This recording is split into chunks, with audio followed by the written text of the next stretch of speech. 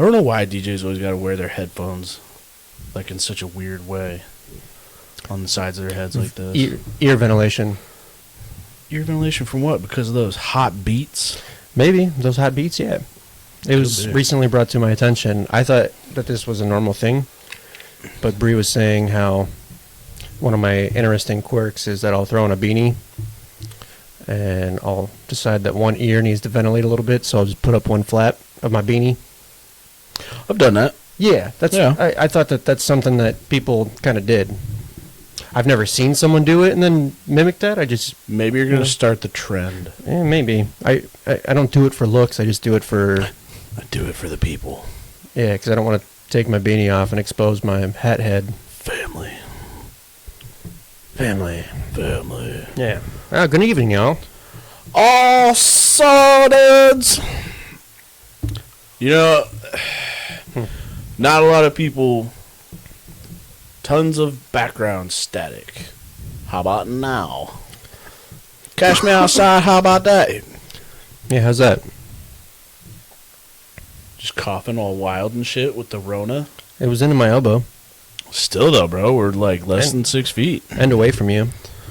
I don't care, I still feel targeted. We were at your house the other night and I had like this little tickle in my throat. I didn't have any water on me. And I'm like, oh my God, they're going to think that I gave them the Rona again. Well, Actually, again. Wasn't that Bree last time, though? Yes. Bree. Yeah. Okay, so... That was last year, though. It was around this time. Still the same. It was the last week of December. Still got a lot of background stuff. It's like New Year's Eve, right? Yeah. So, hang on. Let's figure this out. We got a lot of background static right now. Why, I don't know. Better, worse... I don't know. We're just gonna dive into it. We'll touch buttons and play along while we go. Yeah. But yeah. So I'm pretty sure I'm patient 0 with the Rona. Well, not really. Like they are, but like I was the first one to like accept it that I had the Rona. It was like shortly after Christmas. We did. We had like a little soiree at the house, and Connor couldn't make it because he was working, and so that's our busiest time of the year. Oh yeah, especially at a fancy restaurant like that. But so we had this little soiree. We were down in the basement of our house, and like our basement is very warm because that's where the furnace is at, and it was a warm day in that December, so we had like the windows open during the day. Oh, really? And we had turned the heat off because we're like, oh, it's 50 degrees outside. That's shorts weather here in the Midwest. Mm-hmm. Well, oh, for sure. Yeah, I'm an advocate for that. Oh yeah. So we were down in the basement partying, and went to go to bed. I had to work in the morning, and kind of forgot to close all windows. And forgot to close the windows. Thought I went to turn the heat on. I pressed the thermostat thinking that I was turning the heat on. And I accidentally turned on the air conditioning. Oh. Yeah. So there was no heat. It didn't kick on the air conditioner. But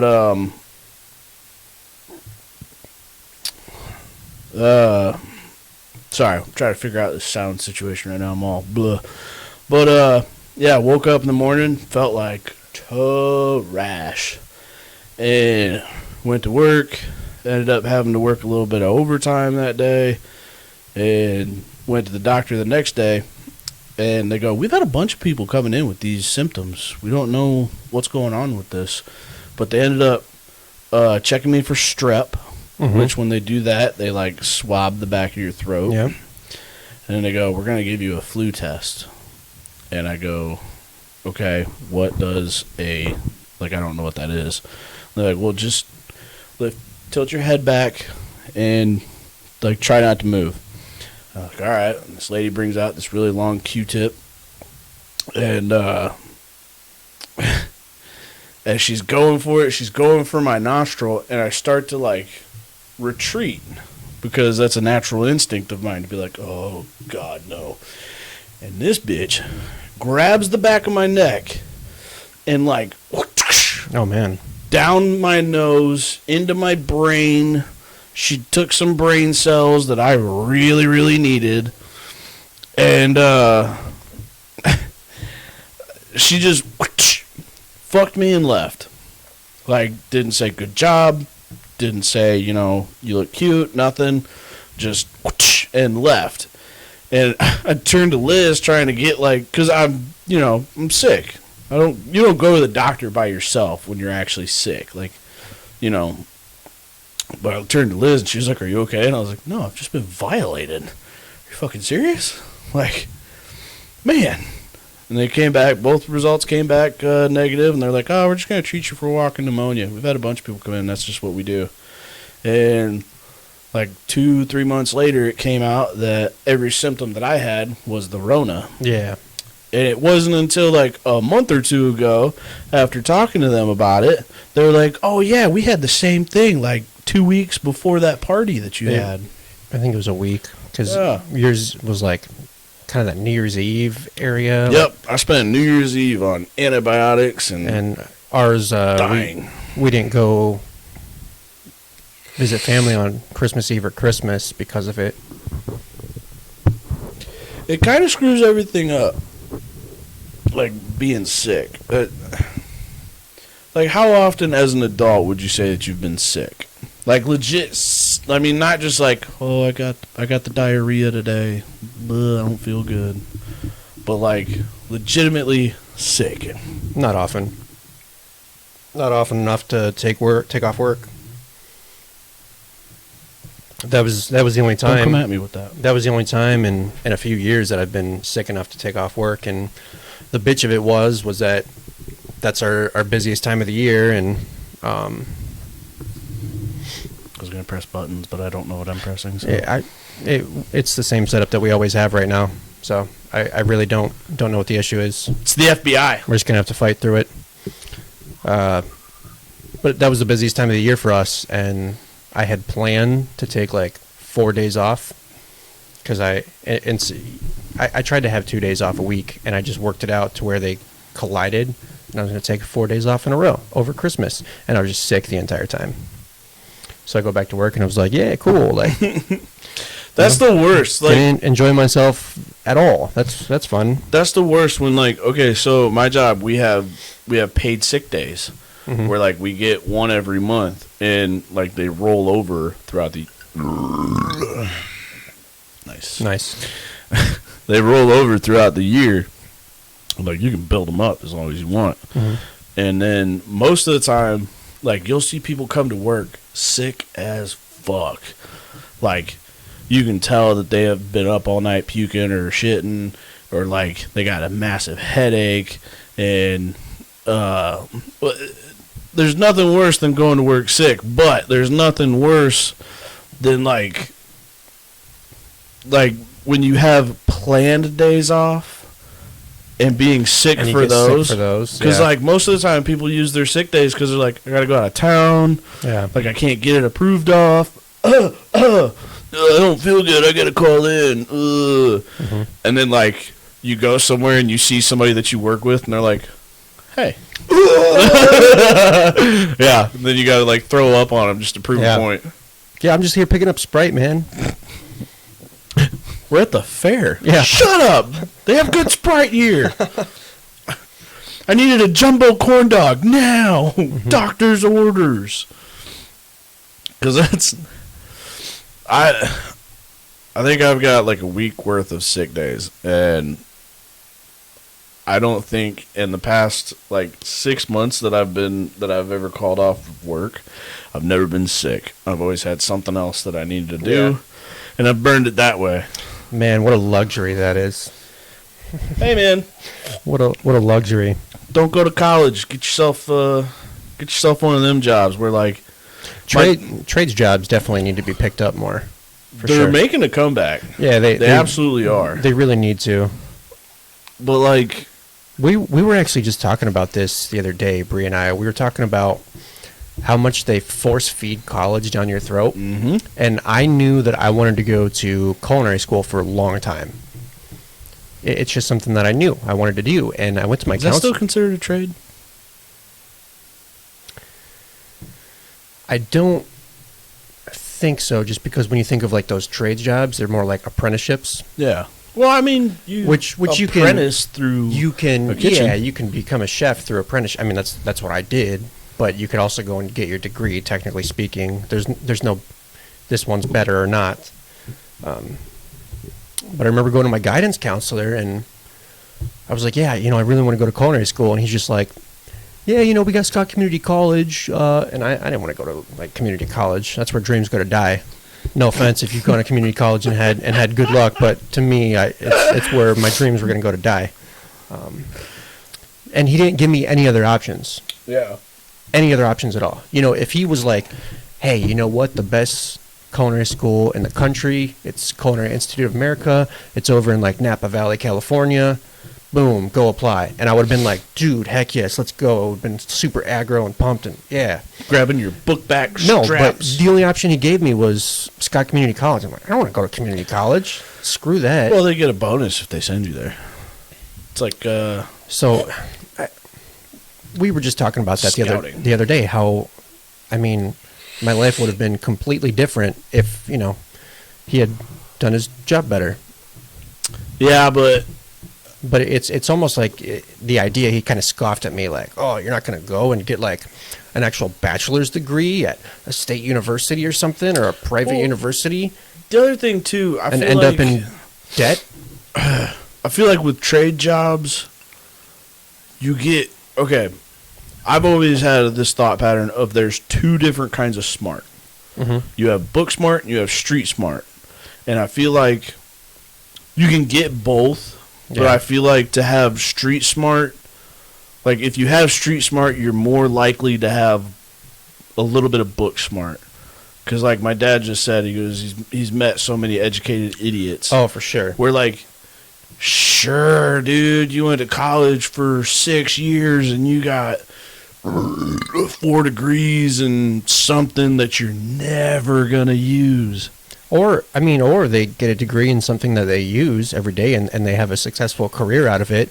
It could be someone that like has an incredibly high IQ, but they're like, their common sense, they say something and you're like, you just have that eye roll, like, did that really just come out of your mouth? And you're like, you're allegedly like got an IQ of 140. Like, what the? Best example, Amelia's sister. Mm-hmm. What was her name? Tiffany Biagini. This woman is an engineer. Like, she's going to build stuff someday.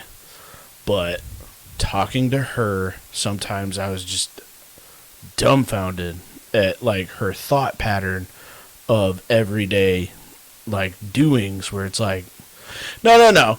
Okay, no. Not calling her out by name. I'll give her credit. Like, she's very smart. She's smarter than me. Very smart. But, like, she was just ditzy, and I could call some people out by name, but I'm not going to. I've had a few beers already, okay? Like, your dad brings up a great point. How many graduates are using the diploma for what it's intended? I know a large amount of people that are doing absolutely nothing in their field. I actually know some people that have gone to college twice, gotten 2 different degrees, and they're not doing anything with either of them. Mm-hmm. There's a lot of people like that, and I think it's because you're just force-fed this, like, you got to go to college if you want to be successful. If you want to be yeah, but like, not everyone views success in the same way. Some people, like, when we were right out of school, some people like just really wanted to have families. Yep. And they had families, and they had them young. You know what? They're successful. Like, who are we to say that they're not successful? They did exactly what they wanted to do. That's what they wanted to achieve in life. They wanted to be rich in family. Yeah. And they've got like 3 kids. They're happily married. Wealth comes in all different sizes. Yeah. What's wrong with that? Like, there's nothing wrong with that. And then, too, Liz just made a great point about how you have people that they can read a book and they can remember every detail. Like, you can have step by step. Like, okay, If you wanted to type out the word "and" on this keyboard, you press A, N, and D. Wow. Your sauce, too. You spilled all on your... I don't know how that happened. I stirred it a little bit, and it just decided it wanted to, like... You want to say the word? I'll say it. It ejaculated out of there. Yeah, you got multiple little... I was going to say water fountain. No, that's not a water fountain. What water fountains have you gone to that you get like 3 drops out of? You know what's really convenient is there's a bar towel exactly eye level to your right that I will happily take. I have no clue what that's doing there, but I need it. Nope, I don't see it. Please? Why is it sticky? Smells like Slim Jims. It's not for that reason. No, you got people that they can read a book and they can know every step and they can tell you every step. But when it comes to them actually applying that, like they can't do it. How's it sticky? It's a bar towel. Why is it sticky? That's awesome. Thank you. God, delayed reaction to my amazing humor. You missed a spot. I just got to wipe the glass off. Proud of you. Good job. Thank you. No, when I was a firefighter. As we're talking about People not knowing how to do stuff? Yeah. Or people being Connor brilliant. can tell you how to make things. a drink and the proper way to drink a drink, but obviously he can't do it himself. You know what's actually fascinating? You want a little bendy straw for that? I can't explain it, but when I got my wisdom teeth out, they were really bad. They were Did you really get all bad. 4 at once? So I have one that the guy didn't want to touch because he's like, this is new to me. I haven't quite seen it like this. Let's revisit it in like 5 years and see like. Was it like a chest burster I from don't know. Alien? I don't know. It's not my line of work. I don't know the details, but yeah, I don't know the details, but he is frazzled today. Hey, I've always had a speech impediment. Leave me alone. No. But anyway, since I got like my wisdom teeth out, they had to go through my nerves that run through your jaw. Yeah. And ever since then, I spill when I sip constantly. It's like my lower Like lip. you can't feel that you have liquid in your mouth? Sometimes my lower lip will just be like, yep, we don't want to retain that, and I just drizzle down my chin. You got the permanent Novocaine thing. Yeah, a little bit. It happens. A little bit, yeah. It's from the pop-up. Yeah, something popped up. Huh? Something popped up. Got that towel sticky? Yeah, we're going there. We're getting weird. I got weird. Yeah.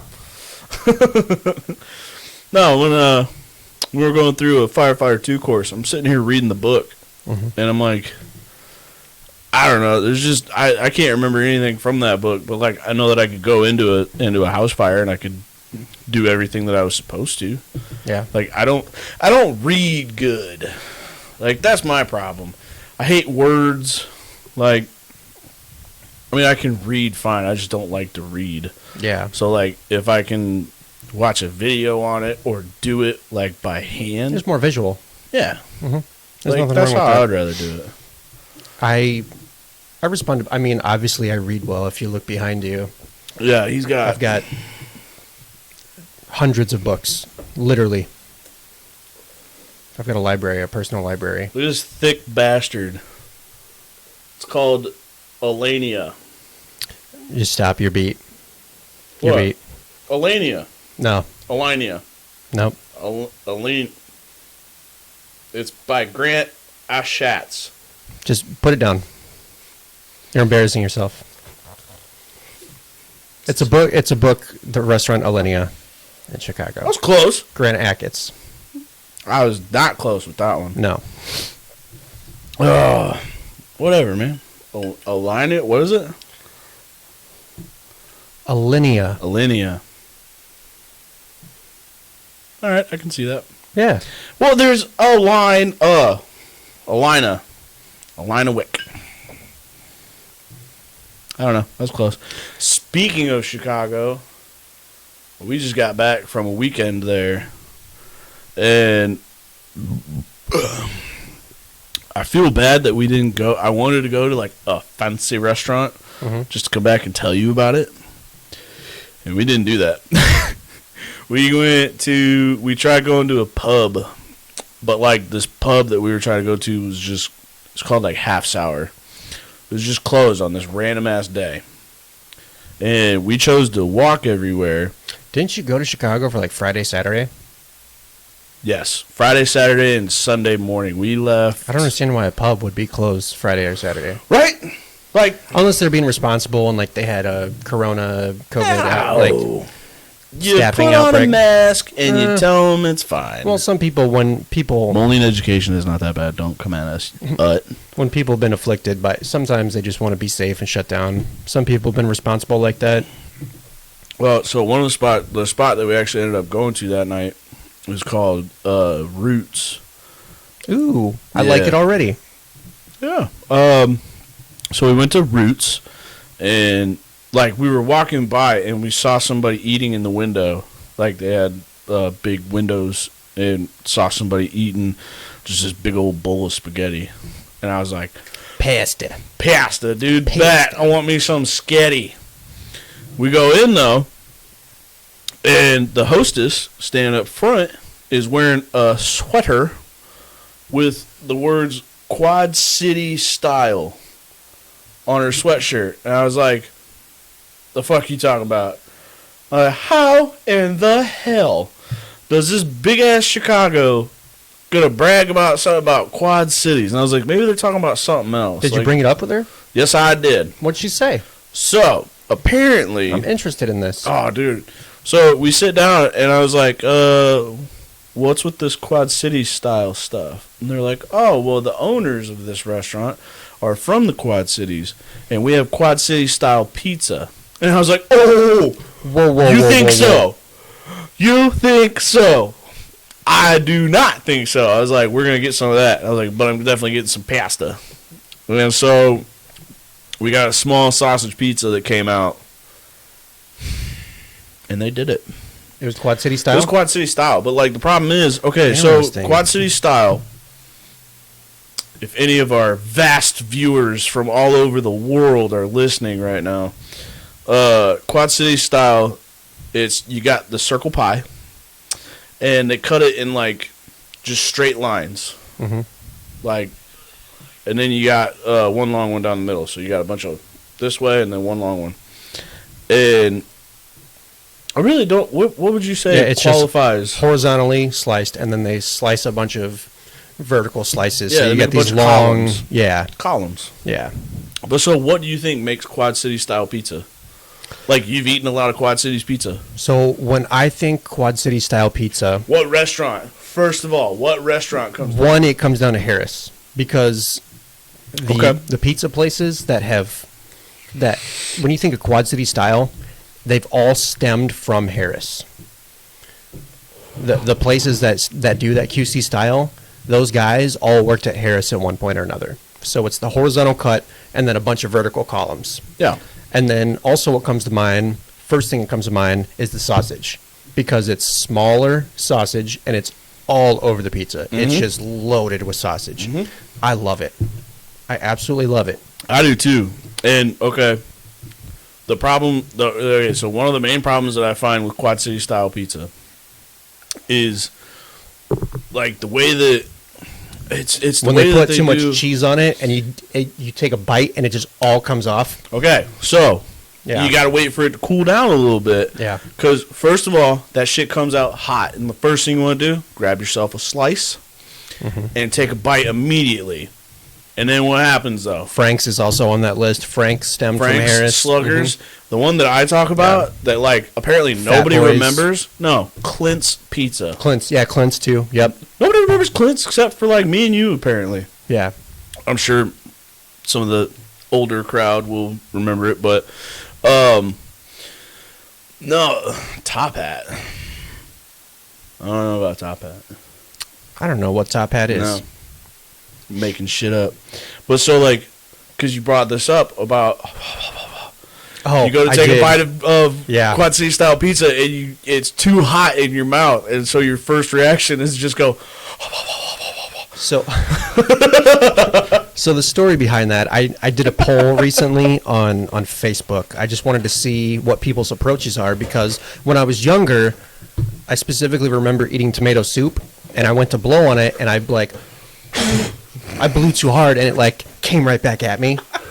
You tried to split And the Red Sea. it burned my face actually. So I don't How really. old were you with that? Oh, young, like 5, 6. You don't like your face because you blew your face up one time too. Yeah, I did.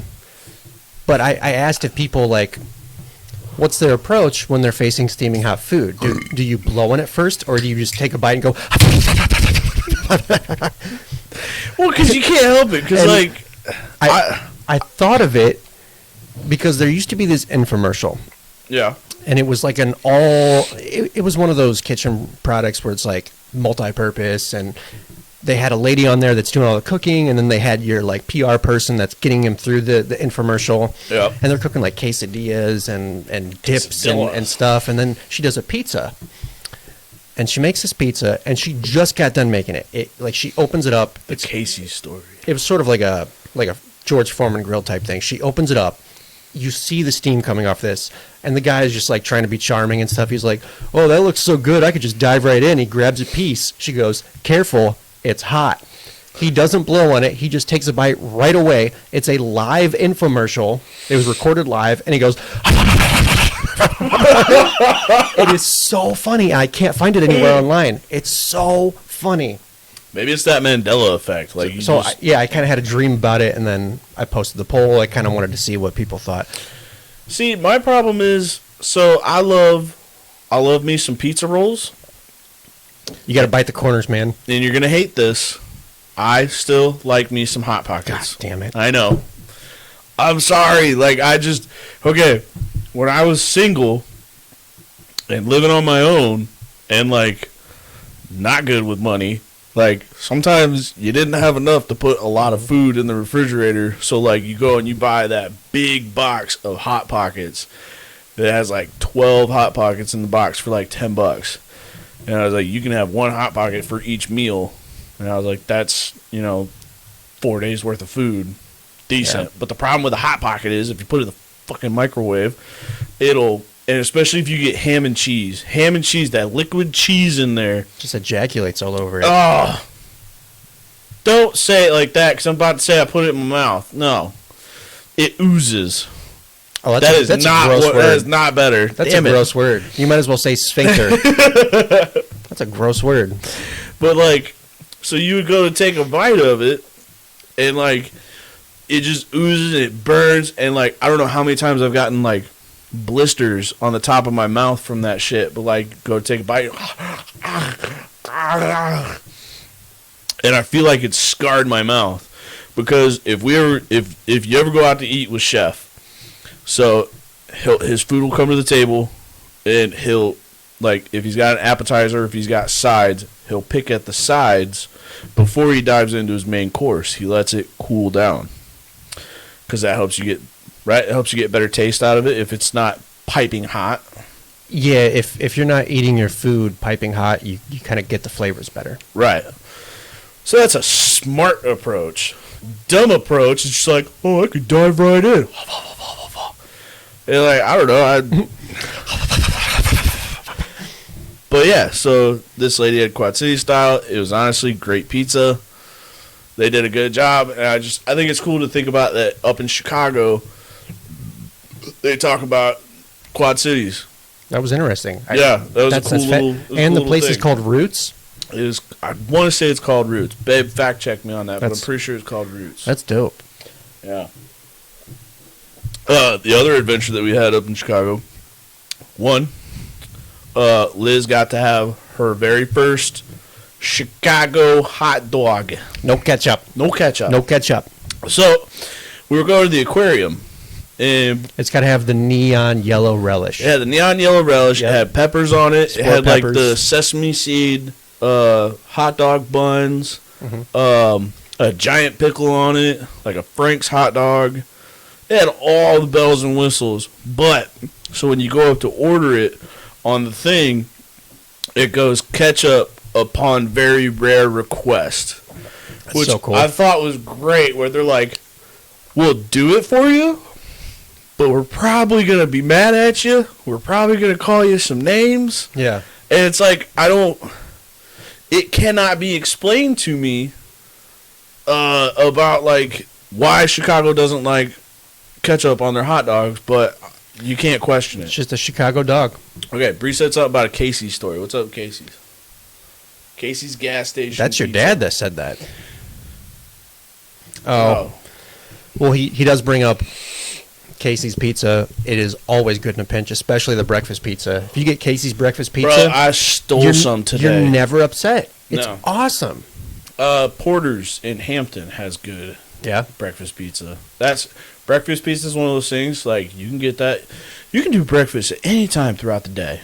Like, honestly, my dad used to do that all the time for us when it was like, yo, Pops, what's for dinner? Breakfast.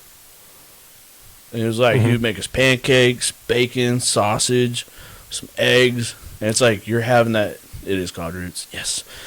But, like, you have that at all times. Like, that's why I would love, I don't know, I want to see your take on a breakfast.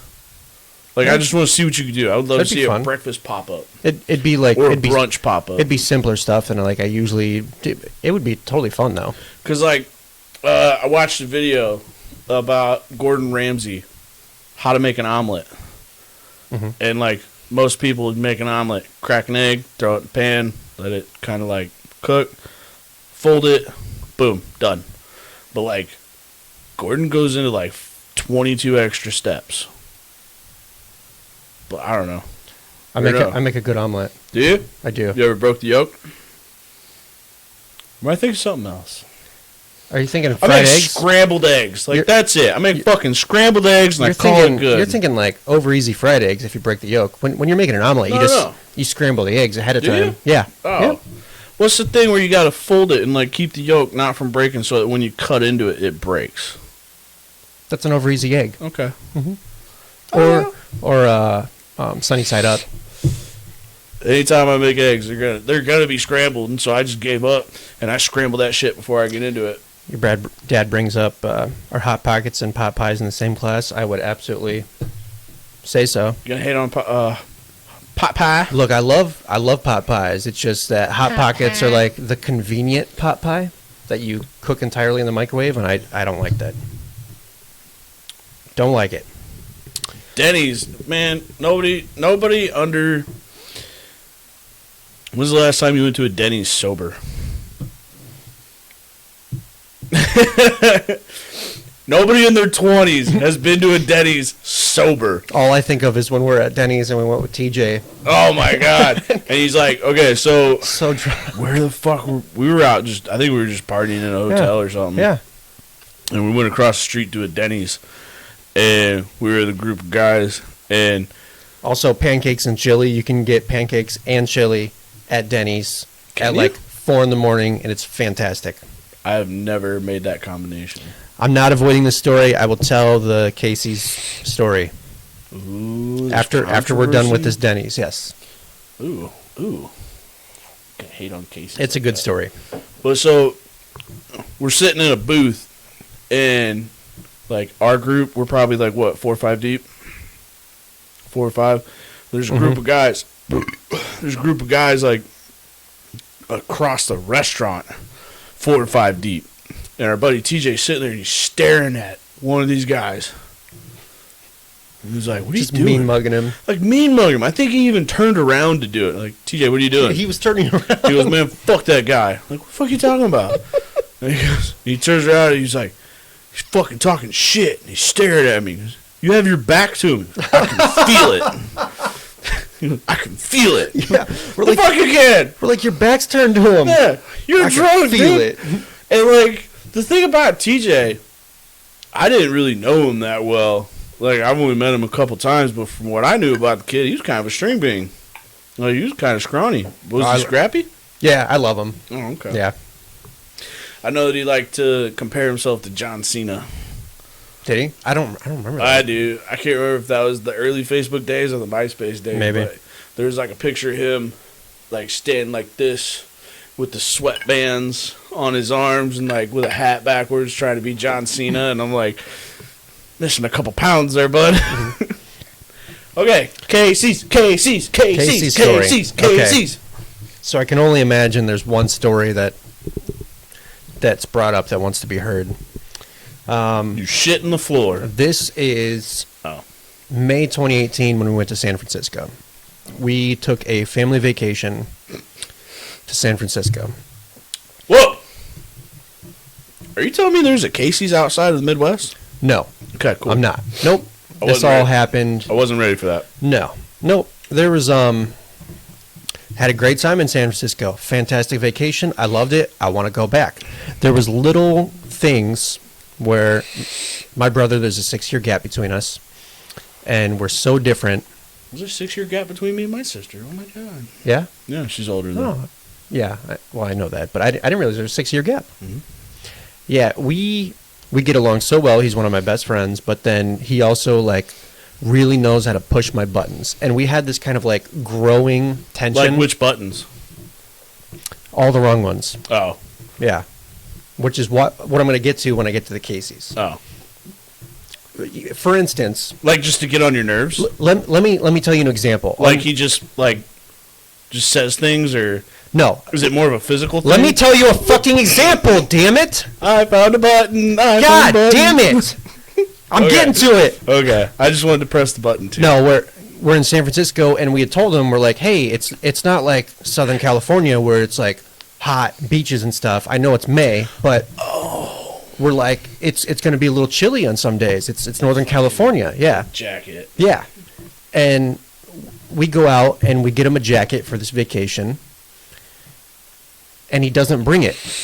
He doesn't bring the jacket, and then he's got a fishing trip planned with my cousin and aunt for like 4 a.m. one of the first days we're there. Out in the bay? Yeah. And the so bay. he doesn't have a jacket or any long sleeves whatsoever. So Well, no, you're going to California. Yeah, he decides he wants to steal my jacket without asking when I was asleep. And then he comes back and it smells all fishy, and Bree and I were going to a nice dinner. Like, we got to leave. So wait. So he didn't bring his own. He didn't bring his own. And not only does he steal just a jacket, but a nice jacket from you. It wasn't a nice jacket, Oh, okay. but it was one of the only jackets I brought. Yeah. And it wasn't like he forgot his jacket. He just didn't bring it because he's just so stubborn. So he wears my jacket and gets it all fishy because they're on a boat in the bay. And I just got so mad because I'm like, we told you to bring a jacket. You take my jacket without asking. I got to go right now. I'm going to smell like freaking fish. He just like pushes my buttons, right? So we're leaving. We're heading back home. Hang on, I gotta know what was his response to you? He just got shitty because he knew he was in the wrong. Did he at least apologize? No. No. Peruvian necktie that motherfucker. Yeah. So vacation's over. We had a great time outside of that. He just pushes my buttons the right way, and I'm gonna build a pyramid. realistically, did I overreact? Probably. And my aunt No. was like, oh, let him be. Like, he just had a great time. And I'm like, I'm trying to go have a great time, and like, I'm gonna smell like freaking fish. Anyway, our process home, we had to take a connecting flight. So we go SF to LAX, and it was kind of stressful because like we had less than an hour to fly into LAX and then go to the opposite side of the airport. LAX is fucking huge. LAX is huge. Yeah, there's 5 different terminals, and we're like polar opposite side, and we had to get there in 51 minutes, I think it was, in order to catch our flight back to O'Hare. Did you do the buses, like the shuttle buses? We did do buses, yeah. And I was like, like being me, like when things are out of my control, I go chef mode and like, ugh. And you yell and cuss at people. So we start our day in San Francisco. We leave at 10 in the morning. We don't end up in O'Hare until 12 p.m. that day. So we've been traveling for 14 hours, right? I haven't eaten anything. Yeah. You know, you get a little hangry when you haven't eaten in 14 hours and you've been traveling all day. Dealing with hectic ass airports. You're on flights, airports. It's kind of a stressful day getting back home. So we stopped by a McDonald's real quick because it was like the first thing we saw, and I'm like, let's eat. I need to eat. We get McDonald's, and it is the worst McDonald's experience ever. It took forever. They didn't acknowledge us. When Bree handed me the drinks, I spilled the fucking drinks, and I'm like, even though it's my fault. We got our food. You just need to be mad at somebody that's not you. Yeah, we get our food, and it was like so lukewarm that it was like inedible. It felt like it had been sitting there for 2 hours. And I take a bite and I'm like, I can't even eat this. I'm so hungry, but I can't eat this because still no pickles. It feels like it's just been sitting, not even under a lamp. It feels like it's been just sitting on a table somewhere for 2 hours. Like it was in somebody's back pocket. And they're like, here. Not even that warm. It sucked. And we all experienced that except my brother, who got something special, and he got a nice hot meal. So he got to eat. Was whatever, cool for him. No, I was so mad. If you've been that shitty for the whole fucking trip, you get the shit out of the garbage. Yeah, like you don't get that good shit. So he got to eat his whole meal, and like my mom, Bree, and I, it was like so trash that we couldn't even really finish it. Did he have the kind of thing that he could share? Like, did he get nugs? At that point, no. Oh. No, it wasn't something he could share. It was like some barbecue sandwich or something. I don't know, something special. It was hot. It was steaming, and ours was like crap. So I'm like so mad, and I'm like starting to go like those poor kids sitting outside the window watching a giant, a giant Thanksgiving meal, just like hand on the window. Yeah, it's like Oliver Twist, and yeah. No, I was like starting to get into like asshole mode, and I'm like Bree, pull over right now. And she pulls over into a hotel, and I grab all of her burgers, and I'm just like fucking throwing them. I'm just like slinging these burgers. Like, I'm just throwing them at the hotel. I'm throwing them over the highway. I'm just pissed off. I'm like, I'm so hungry. Fuck you. You're cool. And fuck you too. Well, like, I was so hungry, and we couldn't even eat it. It was so inedible. We couldn't even eat it. Ugh. And there's nowhere else in sight. We're not going to go back and like get another meal. Yeah. Because that experience sucked. So I'm like, Bree, I'm driving. Just, I don't know. I was mad. Drawn out. Bree, I'm driving. He starts talking shit, which like, I was kind of being an asshole, but I wasn't being an asshole to anyone else. I was just like, I was frustrated, and I was taking out my anger on the burgers. Where the fuck is your mom in all this? Why is she not slapping him? My mom was like, Christian, shut up. Like, leave him alone. He's frustrated. You actually got like a hot meal. We're all hungry still. Because we were talking about how like, shut up. Your mom is. Yeah, she's just telling him to shut up, and he's just like back there, like just like jawing off, talking shit, right? So we drive home. It's like 3 hours from O'Hare to home. So yeah, we came in midnight. We've already been traveling for 14 hours. We got another 3 hours to go. So we're in the home stretch. We got 1 hour left. We're like the Rock Falls area. My mom's like, hey, pull over. I gotta pee. So we stop at a Casey's Pizza. Like, cool. I can get gas. Everything will be okay.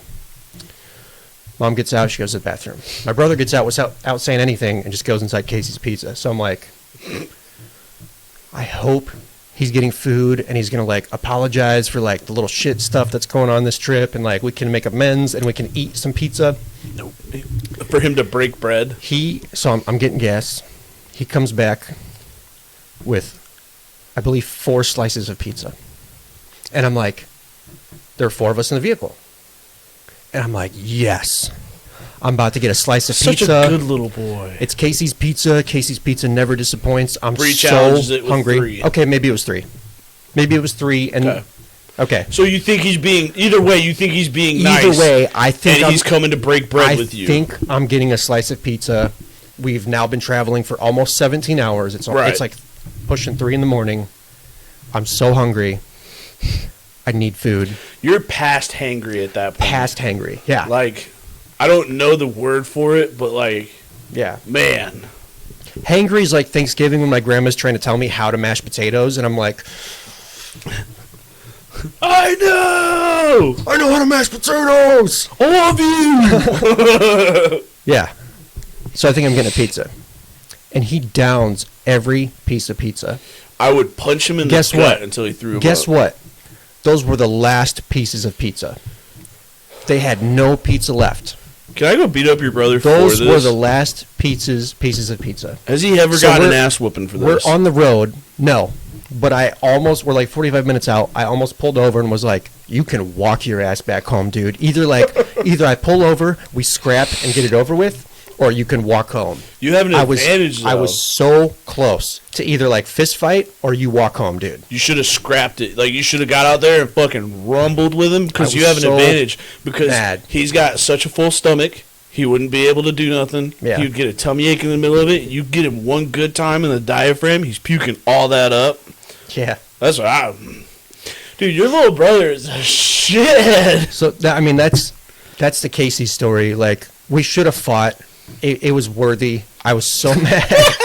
I was so mad. The fact that he takes the last 3 pieces and doesn't share. Dude, we've been on the road for 17 hours. I haven't eaten in 17 hours. And and of the 4 of us, he's the only one that got edible food from that McDonald's when we flew into O'Hare. Dude, he's fat, but that's fucked. Like, I'm like, dude, you just ate 3 hours ago too. What? You're not gonna share that? I got a high metabolism. I Oh my god! I'm still a little frustrated by it. Really, I can't tell. Yeah. You're clutching that empty glass like. Yeah. So that's the Casey story. I thought you were gonna tell me there was a Casey's in San Francisco, and I would have been fucking shocked. Nope. Nope. Just my brother and I. Fighting. One of the other fun things that we did in Chicago, though, I don't know if you can tell, but I'm wearing a Batman sweatshirt. Okay. Yeah, I love that sweatshirt. It's a great sweatshirt. It's ripping, though. Like, all over the place. Both corners. It's because okay. It's so broken in, though. Dude, it is. It's perfect. It's awesome. So I love hoodies. Because, like, men don't have purses. And if you carry a satchel, like, unless you're Indiana Jones, like, you're going to catch shit for it. Yeah, of course. As you should. But if you have a hoodie, this is the man's purse. It's like the fanny pack that's acceptable. Yes. Like, man, I put everything in these. Like, I've had this so sagged down. That's what the rips are from.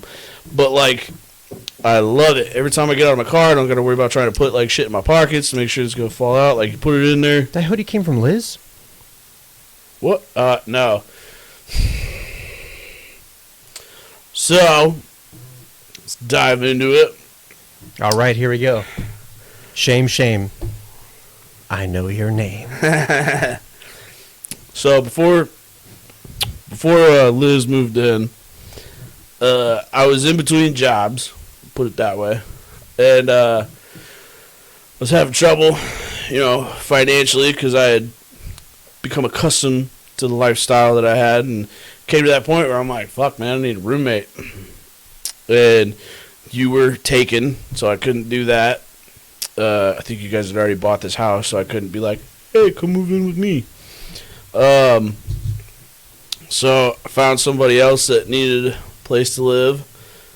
And it was this chick that I worked with and that I had known for a while, and I was like, whatever, she's gonna help pay for shit. Right. But she was crazy. I'll put it that way. And she took a bunch of my shit. Like, at one point, like she was one of those girls that she just took a bunch of your shit. She took a bunch of my stuff. Like, she took this hoodie. I didn't know that. Oh, what she took like 2 of my fire department shirts, which were like all that I had left. And yeah, but she had no boundaries is her issue, and she thought it was totally fine to do. That's a good way to put it. Yeah, that's a good way to put it. And at one point, like, before shit hit the fan, Liz, the brave soul that she is, she ventured into... What the fuck is that? What, the square cube? No, she just, like, replaced my drink. I don't know what it is. Man up. Oh, you want me to man up? I'll man up. I ain't scared. I'm a big tough man. I got hair. This is redemption. I'll drink this whole thing. I'll chug it all. I need your approval before I actually do that.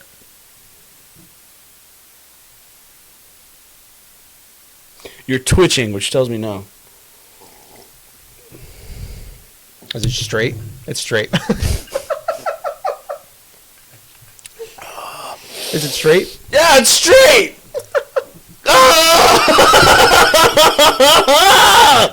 At least you had ice. I got goosebumps off of that. Ah! That's different. That's not what you gave me earlier. No, it's a totally different kind. Yes, it is. The fuck? My nipples are hard. I just had some bitters in there earlier with just a little bit of sugar. Oh, that hurt my jaw. So it wasn't totally straight earlier. I will drink. I think it's the Basil Hayden's rum casket aged. My liver can handle it, all right? I can put down like a fucking 30-pack, and I'll be drunk, but I'll be all right. That is the devil sauce. Any hooser. So, this girl had no bounds. Boundaries. She had no boundaries. And it came to a point where it was like, bitch had to go. Like, got to get gone. I could have been more assertive in it. I'll come out and say it. I could have been more forceful in my path. You know, there's no point in dwelling on that, though. No, it's done. It's gone. It's done and over with. Before she left, Liz made that effort to go in and she found this hoodie. She found 2 of my fire department t-shirts. She found, I don't know what else she found, but she got all this shit back for me. And it's like, I hate that I didn't even notice that this was gone. It sucks, right? But once it was back, I was like, oh my God, I forgot about this hoodie. Yeah. This is a great hoodie. Yeah. I love this hoodie. And it was just to think it could have been gone forever. It was such a terrifying moment. And Liz definitely saved me this hoodie. Thank you. Appreciate you. Love you. Mwah. I called her bluff the other night, though. Where's this going? Okay, we've talked about this before. I think it's a straight dominance thing. Are you talking about buttholes? I'm talking about buttholes. Here we go, buttholes. So, okay, wait. First of all, if you looked at the title of this podcast tonight, what is the thing that's on there? It says, course 9. It's pronounced boothole. Boothole? Boothole. Boothole. Okay. So, 2 weeks ago, we had a question podcast where anybody could come in the chat and you could ask us any sort of question. Yep. And my dad, Bree did. Bree came in and asked a question, what's the strangest name that you've come across? Which, because of my past experiences... Yeah, you and your dad have good ones. It would come across that we would have some of the best ones. Yeah, you guys have great ones. But you got to take into the fact that he's a chef at, I'll say it, some pretty high-end restaurants. And you're going to get people from all different cultures coming in there that make reservations for, weeks out. And you have to put a name down for it. And tonight, Connor dropped a bombshell on me that he has one of the best names that he came across because I mentioned buttholes before we got on. And he goes, yeah, we had somebody that came in with that name. And I was like, butthole? It was a family. They were regulars. They would come at. It was one of my past restaurants I've worked at, and it's spelled butthole with 1 T. Butthole with 1 T. Where's that little butthole at? Yeah. But they always had to reiterate to the front of the house. It's pronounced bootshole. No, it's not. It's butthole. Pronounced bullshit because it's butthole.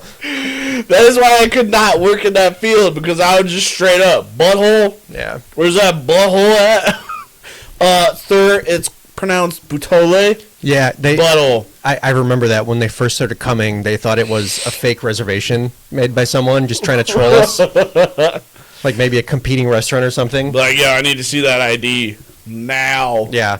No, it's for real. Do you want to mention the other one? Bootshole. Do you want to mention the other one? I don't want to mention the other one, but another one popped up. I actually went to a school with a kid. Where the fuck was this kid at? 2 weeks ago. I know. I've got some good ones. His last name was spelled Moron. Poor kid. Moron. I got along with him really well. I was friends with him because I was friends with everyone, But he, everyone would bash on him and be like, moron, ah ha ha. And he'd be like, kids are dicks. And he'd be like, it's pronounced Marone. And I'm like, I work with a Marone. Like, I'm going to be friends with you, like, I don't care about that, but like, I know his sister. It's definitely moron. It's definitely moron. You can't get past it. It's like when your last name is Butthole with one T. It's not Butole. It's Butthole. So I work with two dudes.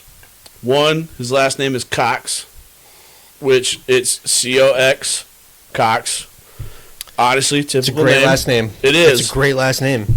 But there's nothing to hide. We work with a dude whose last name is B-U-T-Z. German is Boots. Like, that's how you would say it, Boots. But, because we're a bunch of fucking American assholes, we call him Butts. What's up, Butts? Yeah, what up, Butts?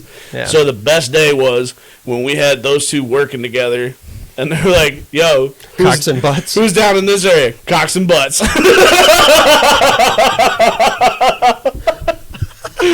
Nobody could keep a straight face. It was like, rightfully yo, so. Go down there. It's full of cocks and butts. That's awesome. It was fantastic. Back to the butthole. So. Oh, yeah, the butthole. Yeah. I don't know if this is a common thing. I think it's a dominance thing. Hold on one second. Butthole is kind of like an interesting theme because I just had something pop up on my memories where it's like, what's her name? Maz from... Is it Maz? I from saw Star that Wars? today! Yeah. Yes! When she closes her eyes... I ruined that she's for like, you. feel the force, blah, blah, blah. She's got these goggles. So in Star Wars... The new trilogy. Specifically... it's the first episode. The Force Awakens. The Force Awakens, episode 7. Yeah. Maz. She's this little yellow lady, and she's got this tavern on this this planet. She's yellow? Yeah, she's like... You racist fuck. She is. She's like poo, like brownish, like... So all brown people are pooish? Yeah? You want to go to church? Bye, Connor. You walked right into that shitstorm.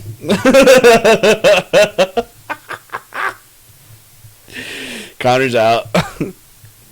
Got him. Shots fired. Anyway, her eyes look like buttholes. So she's got these goggles that she can like magnetize, but when she takes them off, she's got these like really sunken in eyes. But when she shuts her eyes, it looks like a butthole, a fucking tight ass butthole. It looks like tight butthole when she shuts her eyes. Can we talk about how that franchise just kind of like? We can after the finger dominance butthole thing, because I keep taking us off subject. You've got a story to tell, so tell it. Unless something else pops up about buttholes that I want to talk about. Liz wants to get close. She feels the best way to do that is if she can touch my butthole. Okay. I said it. It's out there. Has not happened. Can't do it. I can't. Now, has she ever buttholed before? My butthole? Or any? I don't believe so. I believe we're on new grounds. Okay. But does she like rice? Dude, she's so mad at me right now. I can feel it. Yeah? I can feel it down my neck. Does she like rice? What does that have to do with anything? Everything. We eat rice. I'll tell you later why it matters. That's not a podcast conversation. But anyway, so she goes, it'll make us closer. Just let me see your butthole. And I was like, bet. Well, see or touch? She wants to do both. But I was going to... Because see, like, Bree's seen my butthole. There was... Because I, yes. Oh, yes. Yes. So, in our line of work, we're more prone to get something called dyshydrotic eczema. And it usually... What?! It's usually on your fingers. They don't have a whole lot of information about it, but they're... What does that look like? Does it look like that? I'd have to look under some light, but it looks like eczema typically looks like, but it's usually like in like little pus bubbles. Yeah, I get that. I get that on this finger. Yeah. So it is prone to go on your hands, fingers, toes, feet, and then also butthole. So when I was first, there's a very weird combination. Yeah, when I was first going through it, it's like I had like an itchy butthole, and I'm like, I swear to God, this is that eczema like on my butthole, and I'm like, Bree, okay, I need you to love me like never before. I'm going to bend over. I'm going to try and stick my nose to the floor. I'm going to spread my cheeks, and I need you to look square into my butthole and tell me if something's abnormal about it. You made her look into your devil's eye. Dude, she did it. I bent over, spread my cheeks, and was like, look into my freaking telescope and see if there's anything abnormal. And she's like, yeah, it looks red, irritated, like possibly eczema. And I'm like, I knew it. Thank you. And that's it. So it's not weird to show your butthole. It was kind of another level. It was uncomfortable at first. Did you feel closer afterwards? Did I feel closer? She saw a whole new side of you. Maybe a little closer afterwards. Not in a closer way where I'm like, I'm glad we did that. But, there was a certain level of... I'm going to talk about this on a podcast someday. There was a certain level of bonding that happened there. It's kind of like, when I fell off the toilet, you like picked up my sack a little bit, pulled my pants up, and carried me to your vehicle. And it was like one of those moments. Well, because everybody kept trying to open up the door and your sack was hanging out. Everything's exposed. You see, there's this person you love, and you just see it all out there. And most of the time with couples, that's saved for childbirth, but you kind of like, you flipped the roles. Yeah, a little bit. Nothing came out. No. She's just looking at it. So, anyway, she's wanting that kind of bond. We're laying in bed, and I was like, bet. And I was like, lay back. And she goes, what are you going to do? And I spring up out of bed, and I stand over her. So, like, I stand up on the bed, like, with both legs, like, over her like this. Okay. And she goes, what the fuck are you doing? And I was like, I'm going to show you my butthole. And I went to, like, pull my pants down. She's got nowhere to go.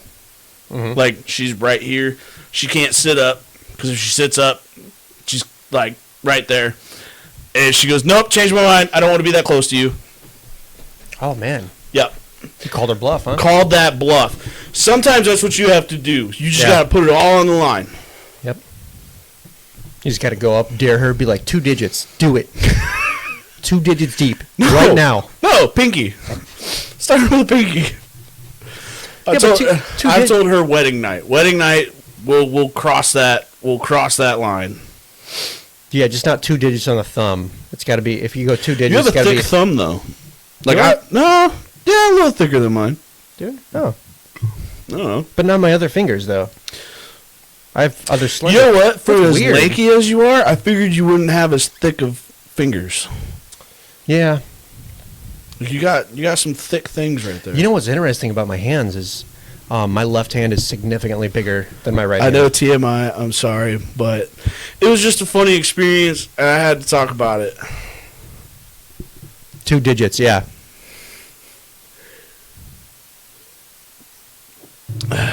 Now it's recorded. Yep. What didn't you? What? I don't know. I'm so confused. I know. It's out there. How mad would you... I'm not... Nope. Moving on. Got weird. Moving on. Have you ever done something and you instantly regret it? Of course. Instant regret. Of course I have. But whatever. We're all friends now. Cheers. I've talked about my butthole. We've talked about a lot of weird things on this. Like, we've honestly opened up way more than we probably should have. But I feel like that's how things are supposed to be. Like, you can't be ashamed of who you are. Sometimes you connect with people. They're like, oh my God, I thought I was the only one. Yeah. They realize they're not alone. I found that out about ball hair. That was a game changer for me. Ball hair? Well, everybody talks about having like a thick fro on their balls. And I was like, I don't have a lot of ball hair. Really? Yeah. Like, it's not like this on my balls. Like, I've got hair on my balls, but... Moving on. Moving on. Man.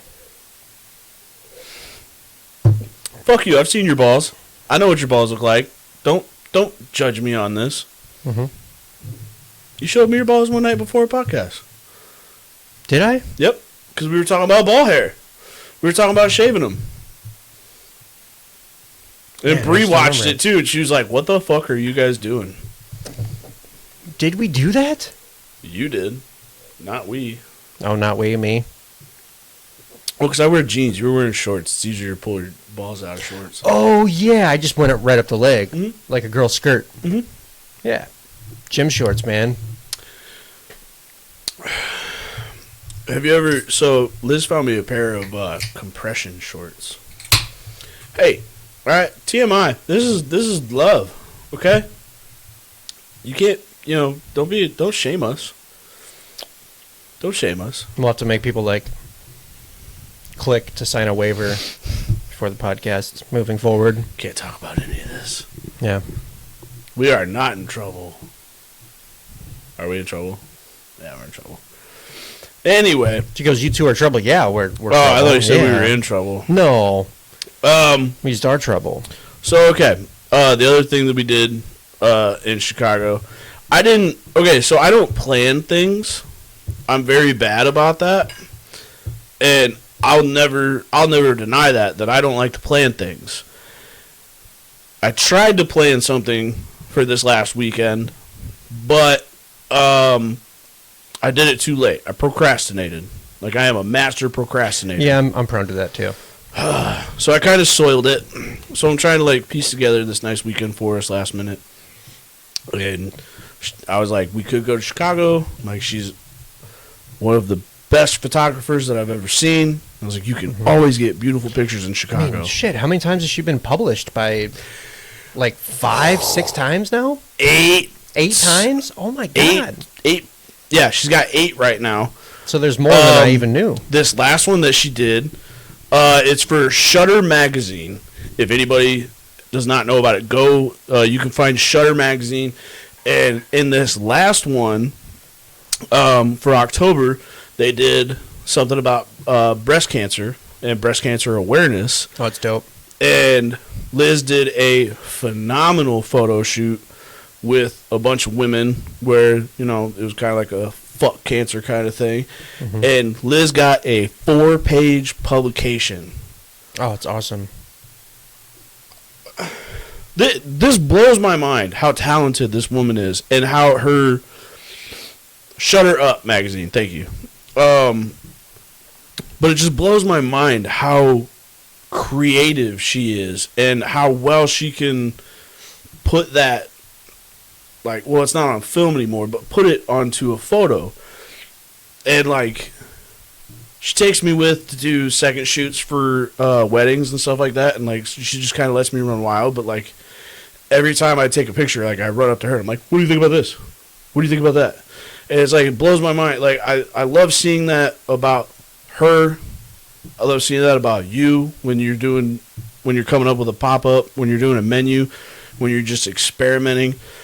Bree knocking it out with Peachy King cocktail, coming up with all the drinks and just going out there and getting it. Art is certainly fascinating, isn't it? It's crazy how you can get it in all kinds of ways. And not gonna lie, it is fantastic. I am so jealous of it because I don't know. I feel like I don't have that creativity to keep up with you guys, but I love being on the sidelines and watching it, and I love seeing you guys. I just love seeing you guys do what you love. But and that's when she goes, we can go to Chicago, we can do this. And I was like, cool. I know she's gonna get some great pictures out of it, and she did. But hey man, I love you guys. I love watching you do your things. But in this weekend trip to kind of, it was supposed to be all about her because her birthday was on the 27th. It was her golden birthday. We wanted to do something with a big group, but we kind of thought, you know what, let's just kind of have a weekend to ourselves. 27 is a good golden birthday year. It is, isn't it? Yeah. Isn't it? Yep. Miss yours? Yeah. Getting really close to that 3-0. Nope, lost it. I had a thought, lost it. Anyway, So we're up in Chicago. It's supposed to be all about her. But she finds this thing, and she goes, "Did you know that Batman's being filmed in Chicago?" Oh, she's the one that brought that up. Uh-huh. Oh, that's so cool. She brought it up. So I knew that they were doing filming in Chicago. I did not know that it was that weekend. Yeah. She found out that it was. She found out that it just happened to be down the street. They're like 3 or 4 blocks away from where we were staying at.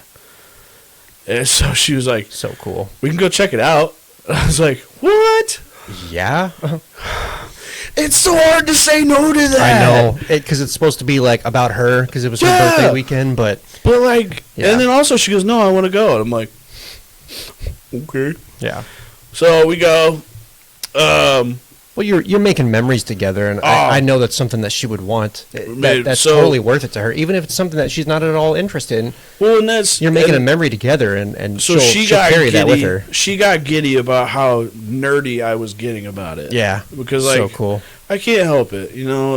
I loved all of it. I loved the whole trip, but I loved that even when it was supposed to be about her, she was selfless enough to be like, "Yeah, I'm gonna take you to Batman." It's one of those things. And so they closed down like 4 blocks of a road. And we walked down there and like you could not get close enough. Every time you would try to get close, there's somebody standing there with like a stop sign. Like, "Hey, unless you're staying in a hotel or you live like in one of these buildings, we can't let you through." So yeah, they I were live stopping there. Everybody. Yeah, I live in that building. You should have just looked up an address. Yeah. I live, right in the middle of the street where they're filming right there. Yeah, that's my home. Yeah, right there. Right. Yeah, see where Batman's standing? Yeah. That's my house. That cardboard box, that's mine. Yep, that's where I live. But, so we were standing there. We're talking to the PA people that are, like, telling people no. And I'm asking them questions and shit like that. And, they were filming this scene where they were doing, like, I'm going to guess it was like a chase scene or something. And there's this big-ass drone going across. And as we're standing there, this dude on a Segway comes riding by wearing a Batman outfit. Like, clearly a store-bought, like a Halloween costume Batman outfit. But he's, like, confidently on this Segway, just riding around. And he like came close to us, and I was like, "Oh my god, it's Batman!" Like I got giddy about it. She was like, "You need a picture with him." And I was like, "Do you think?" She was like, "Yeah." And he started right away, and I was like, "Yo, Batman!" And he stopped and turned around and looked at me. I was like, "Can I get a picture?" Like, "Yeah, sure."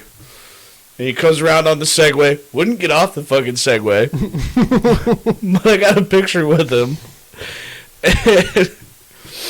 And then he was telling us about how they were filming like the week before, and a bunch of drunk girls tried to, like they blew past the people with stop signs, and they ended up getting like tackled by like 5 security people and shit. And I was like, "No way, that's crazy." He was like, "Yeah." "All right, well, I gotta go. I got a city to save." And he just turned and rode off on his Segway. It was fucking nuts. But like, we watched the scene get filmed. I ended up talking to a bunch of the people that were holding the stop signs. And ended up bullshitting our way onto the set. And we were actually in there while they were filming. And we became extras. And I got to meet Robert Pattinson in his Batman outfit. But because it's a closed set, we couldn't do, like, photos of it. So, like, Liz had to, like, hide her camera and shit like that. But, we're actually going to be in the movie. It's going to be pretty awesome. Whoa. Yeah. Totally happened. Whoa. Yeah. I didn't want to tell you about it because I didn't want you to get all starstruck, but I'm pretty sure, like, there's a straight shot. Like you're going to be in the credits? Probably. It's good. Were you there? I'm going to be in the credits. Were you there? No. All right. Sorry, I was laughing, like, in the middle of your video because I looked at the actual screen and I saw your little tower working. I'm erecting it. Okay, no, we didn't get past the fucking stop sign people we couldn't get through. But I told her, I was like, we're just going to tell everybody that we made it on the set and that we're in the movie. I'm in the credits. She's like, nobody's going to believe that. I'm like, you just got to ask them, like, were you there? Were you there? No. Were you there? Yeah, shut up. Look at IMDb. Look at it. Go to Wikipedia. Don't worry about who last edited it. Fuck sources, okay? Like,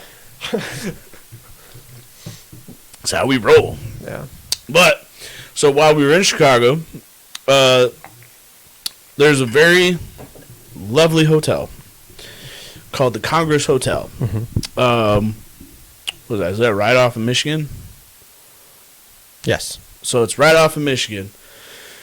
Yep. Beautiful building. A lot of history there. Yep. Great to stay at for a night. To experience the history. To experience the history. And, like, we had the lake view. Yeah, that view's always nice, Which too. is awesome. We were up on, like, the 9th and 10th floor. We were You can stand right, naked in front of that window and nobody knows. Yeah, we were right, like right in front of the fountain, pretty much. We were, like, right on the corner. We were one of the corner, and that was awesome. The view was great. We were pretty close to, like, right in front of the fountain, and then the bed broke, and we had to move up to the 10th floor. The amenities suck. It's an old building. Like, you kind of got to expect that, but it's like when you've been walking all day through Chicago. Yes. Well, did Capone live there, or did he he frequented it a lot. He kind of operated out of there. He conducted a lot of business. Yeah, there. he operated out of there. He conducted a lot of business. Yeah, there. right. So, along with the history of the Congress, didn't he own part of it for a while? Might need to fact check that, but I think he there were some chunks in that. Oh my god. Yeah, I caught it. He might have. I know that he frequented it a lot. And that's one of the things that they brag about is that him and his business associates. Yeah. So basically, what they make it sound like is that he did a lot of mobster shit. So possibly killed people in there, whatever. So when you have a building that's been around that long, it's gonna have some spirits. And if you believe in that thing, I absolutely do. I absolutely believe in ghosts. I believe in ghosts, spirits, hauntings. I will never touch a Ouija board. No. I always said that I would love to take a Ouija board to a graveyard. No. But I'm gonna bring an extra set of clothes that are far away, and when I'm done with the Ouija board, I'm gonna burn it, and I'm gonna burn my clothes that I was wearing while I was dealing with it, and then just change. You are very adamant about never wanting to touch a Ouija board. The reason being, you may not believe in this kind of stuff, but with a Ouija board, you open doors that you don't want to open. Those doors need to be shut. Whether you believe in it or not, you need to heed that advice and because a lot of people don't open those doors. They do it because they feel like they're going to try to reach out to somebody that they've lost or something like that. No. Yeah, he held meetings, but other criminals were known to live there. Yeah. But no, with the Ouija board, you don't know who you're getting. You do the thing where you ask who's in there, and they can make up any name. And if you dive into the spirit world, they can know what you're looking for, and they can play those games on you. That's the thing. Have you ever been around somebody using a Ouija board? No, I have not. So you've had that rule for life. I know people that have experimented with it before, and I kind of know their stories, and there's never been a really great experience. There's never been a great experience with it. You've got so many horror movies based around a Ouija board. Just the simplest I can put it is just keep those doors shut. Those ones that revolve around a Ouija board, they're doors you don't want to open. But okay, so you feel a closeness with that side, right? You feel like you can get closer to the spirit world than most. I'm very spiritual. Right. Me, myself, I am, yes. And I've got a lot of I don't want to get in. You never look for it. It just happens. No, yeah, and it's something that I don't want to like totally dive into. I can answer questions if anyone has questions or wants a little more knowledge on it. And then if anyone wants to like really dive into it, we can dive into it off stream. But people are, when you talk about this stuff, there's people that are like so abrasive about it, and they're like, oh, whatever, blah, blah, blah. But there's certain life experiences that I have, there's certain stories that I have where there's no other answer. Right. There's no other answer. That doesn't necessarily mean that. I like that they put it the way that they put it in Hill House. I like that. Where it's the show. Very first episode. He talks about, I don't believe that it's supernatural. It's natural, and we just don't have an explanation for it yet. Right. That was really well put, and that's kind of my thoughts on it too. See, I'm very open to the thought, and like, I feel like spirits are like cats. Like, you can't show them that you want them to come to you, because then they won't. Yeah. But, like, if you're like, you're not real, you're a faker, and then it'll just be like, oh my god, he moved the can, and things like that. So, like, I try to be aloof about it, I feel like that's the best way. Like, you need to be aloof. And, and I've talked about this, Liz knows it, and she told me about the Congress, and she, like, the first time that I ever stayed at the Congress, her and I stayed there together, she told me about this room, and it's room 444 in the Congress, and it is supposed to be the most haunted room in the hotel. And, like, there are tons of ghost stories about the Congress, and there's a whole bunch of weird things about it. Where, like, well, the building's been around since, like, the turn of the 20th century, right? Yes. Like, early 1900s. Yep. Yeah. And it has a 13th floor. That tells you how old it is. It has a 13th floor, like, elevator button. You can go and you can stay on the 13th floor. There's something about the 12th floor. Like, there's a bunch of doors that are, like, just sealed off. Like, there's holes that you can look in, and there's actual rooms. What's the movie with John Cusack? 1408.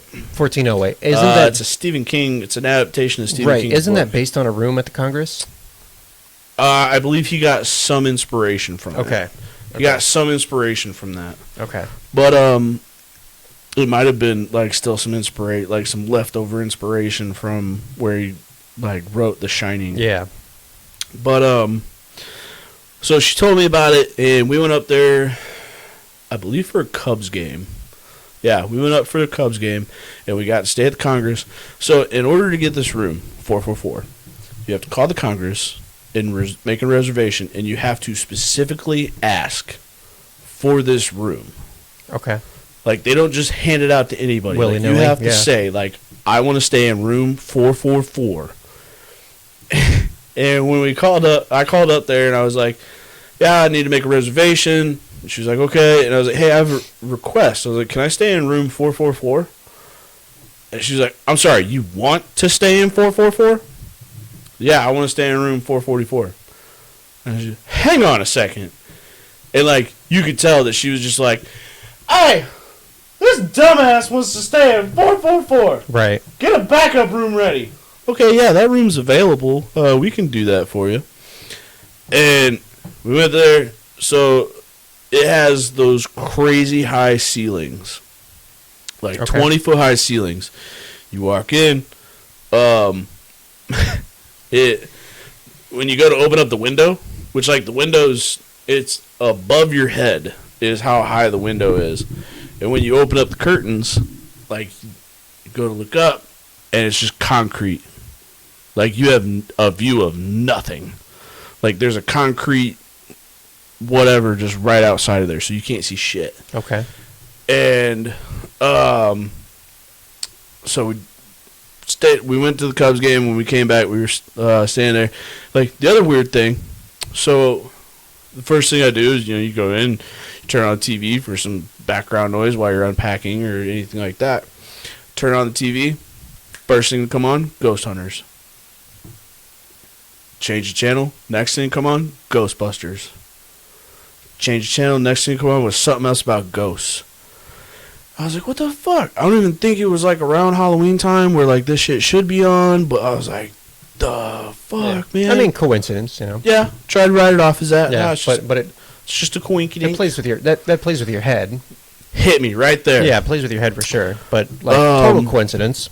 So there's stories that if you stay in the Congress, you'll hear like little kids running down the hallway, and there's no kids out there. Is that the story? Yes. Okay, that's interesting because I didn't do a whole lot of research before going because I didn't want Connor and Bree have also stayed in the Congress. I didn't want any knowledge prior. So you wanted to come in with a clean slate because I didn't want I didn't want my mind to like try and fabricate something. Yeah, fabricate something, play tricks on me. Yeah, I wanted to just go in and just kind of like see what it was like. Mm-hmm. So that's really interesting that you bring that up. Well, you'll tell yours in a second. Because, Okay. so our experience was, it was fine. Like, legit, we really didn't have that many issues. And then, until we went to sleep. And so the story about 444 is, there's a woman specifically that haunts that room. It's like a woman in black. She'll stand at the end of your bed, and she'll, like, tug on your feet. Like that. Like, she'll tug on your feet hard, I think is what the story was. And so, and I always like to brag that I'm a very light sleeper. Farthest thing from the truth. I'm such a hard sleeper. But I didn't have any of that experience. I've had toe tugs from, like, what I call spirits, where, like, you fall asleep when you're not supposed to, or, like, if you're running late and you miss your alarm, and you get that, like, jerk awake. Right. I consider that somebody being like, yo, fuckhead, you're supposed to be going to work. Or like, hey, you're at work. Wake up. But, so before we went to bed, I turned on a sleep recorder on my phone. I downloaded a sleep recorder app. I turned it on, and it was supposed to record, like, any sleep talking or movement or things like that. And I was like, this is perfect for trying to catch a ghost. Turn it on. We go to bed. Takes me a little bit to fall asleep because I'm like, I'm still kind of just hoping something will just come out. Right. Like, I'm trying to be nonchalant about it, but I'm hoping something just happens, like, in my face. Nothing does. I fall asleep. I wake up in the morning. First thing I do is I go to check my phone. I go to listen to the recordings, and it's spiked all night. Like, there's just activity all night. And I was like, oh, my God. I caught it. I caught it on recording. This is going to be awesome. Click on the recording, expecting to hear, like, little kids giggling or something like that. I click on the recording, and I hear... Yeah.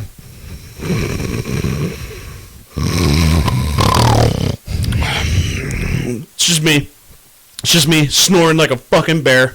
And I was like, I soiled it. I missed every opportunity because I don't know how to sleep quietly. Oh, I was so mad at myself. I was like, I should have just stayed awake or buried my face in the pillow. Because that's all you could fucking hear was me snoring. Except, at one point, I think at like 2 in the morning, the remote control from the TV got thrown across the room. Really? Yep. It was sitting on the nightstand next to me. Like, I've never thrown remotes before. I've never thrown them in my sleep. But this thing got thrown against the bed.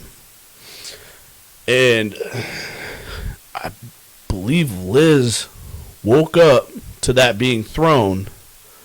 And, like, I'm still sitting next to her. Sawing logs. So she grabs it and puts it on, like, her side of the bed or something. And a little bit later, it got thrown again. So, like, something threw the remote twice. I did not know that. Yeah. So it was like, it happened. Okay, it happened. We know that it happened. But if anything else cool happened, Captain Snores a Lot here ruined it. But other than that, we didn't really have any other experiences in there. room 444 has a handicap bathroom. So there's like a metal pole like uncomfortably close to the toilet. So you can't poop there comfortably. That was about it. But okay. The second time that we stayed, we didn't have any issues. Yeah. Like, we didn't hear nothing. I take that back. Okay, so here's the thing. Like, when you hear something like that, you honestly never know what you're actually hearing. So, one of the times that I went down to get us ice for our room, I was walking down the hallway, and I could hear a baby crying. Like, ah, ah, ah. I could hear this baby crying in a room down the hall. Like, I'm walking towards it. And I'm getting closer to it. I can almost pinpoint the room that it's in. And then all of a sudden, the crying stops. Not anybody talking to the baby, nothing. It's just wah, wah, wah. Right. Stopped. And I was like, did somebody just, like, hush a baby? And I can't hear them talking to the baby? Like, I don't hear anybody moving in the room? I mean, very, very well could be. Or was it a spirit? Yeah, see, anything where I think, like, it can be brushed off as, you know, just someone being there, then I'm going to go with that. Right. It's only when I'm like, how can I explain that? Where I'm like, what the fuck? Well, and, like, you asked me earlier, like, if I've got any ghost stories. I really don't. I'm told that there's a ghost in my house that we live in now. I'm told that. I haven't had anything crazy happen. My sister says that she has. Who has said that? I believe you have told me that you felt a spirit in there. Not me. Not you. Not me. One of my parents' friends. She's, I don't want to say psychic, but she might be, or like a medium. I don't know, but she's connected to the spirit world. Let's say sensitive. Yeah. Let's use the word sensitive. So my mom is telling her about this house after my mom had just spent like a lot of time in that house, and the lady goes, and like I was told this by the family that had moved out too. They're like, hey, there might be a spirit. It's our brother that passed away down the road in a car accident. Blah blah blah. And so my mom is telling her friend about my house, not mentioning anything about there possibly being a spirit. That was me. About their, like, she didn't say anything about her being a spirit. But this lady told my mom, she goes, his house has a ghost in it. She goes, I'm sorry, what? She goes, it's a young male, like, teenager. Which it turned out the dude had passed away. He was like 19 or something, and he was down the road. And so we were like, house is haunted. Cool. I haven't had a lot of experiences in there. The one that I have had, down in our basement, there's a laundry room. And I was down there one night by myself, doing laundry, and I heard somebody go, hey. Like, just like that, in my ear. Hey. And I panicked, and I tensed up, because I'm like, there's nobody else in my house. Like, it is just me and the cats. I know my cats don't fucking talk, because they would be telling me to change fucking kitty litter or fill their goddamn bowl. They would not say, hey. And I tense up. I finish doing what I got to do in the laundry room, and I make that mad dash up the stairs, like turning off the lights as I go, trying not to let the boogeyman get me. And so I make my way up there.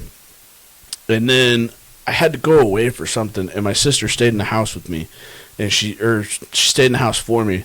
And she said that something moved her keys like across the table and knocked them off the table. And something else happened to her. But so, like, I know there's a spirit in there. I haven't had any issues with him. He's cool with me. Yeah. But I don't know. When we went to the Congress, we only had that one, and then the baby thing this weekend. But I know that you've stayed in the Congress. Yeah, we stayed once. I didn't look up anything because I didn't want anything in my mind going ahead of time. I didn't want my mind playing tricks on me. Right. And it was one of the worst nights of sleep that I've ever gotten. Like, just because you couldn't get to sleep? Well, you know the beds aren't that comfortable. Beds are bricks. Yeah, it's it's not like the nicest stay. When you go, you stay for the, geez, I don't care about those 4 apps needing updates. You gotta update those apps, You man. stay kind of for the history. For me, one thing, and very well could have been kids, right? Yeah. Could have been kids. So I can Well, brush that's- this one off because I You're in the wasn't. city. You got people going at Right. all hours of the But night. because our room was close to the Remember what floor? I want to say we were on the 4th floor. Okay. So around 444. I'll have to double check with Bree. I want to say that we were on the 4th floor. But our room was close to the stairwell, because you can take the stairs up the floors. And it just sounded like someone was fucking playing and running in the fucking stairs all damn night. And you know what? Maybe there's homeless people that come in and like sleep on the stairs or something. I don't know. They got tight security, son. I didn't go on the stairs, so maybe there were people like hanging out in the stairs and making, but it was so fucking annoying. But the big thing that sticks out to me. Did you ever look down those staircases? No. Fucking freak. You can see from top to bottom. Yeah, I did not. If you got vertigo, that will fuck you up. The big thing for me, because if I can like try and explain it in a way that if you can try to rationalize it. Yeah, that rationalize it. It makes reasonable sense. But this one, I couldn't. It was like all night, and it drove me crazy, and this is why I couldn't sleep. It sounded like... Have I talked to you about this before? You've told me briefly. I want to say you said something about construction noises. Oh, my God. The fucking... Which they are not doing construction on that building. No, they're not. But it sounded like... It was like in the fucking walls. It sounded like someone... Like, the sound... The best way I can put it is if, like, let's say someone's doing work in the walls, but he's in between the walls, and he's, like, pounding his hammer, and he's, like, moving stuff, and he's, like, doing, like, little maintenance work. Doing masonry in stuff. In between the walls. It...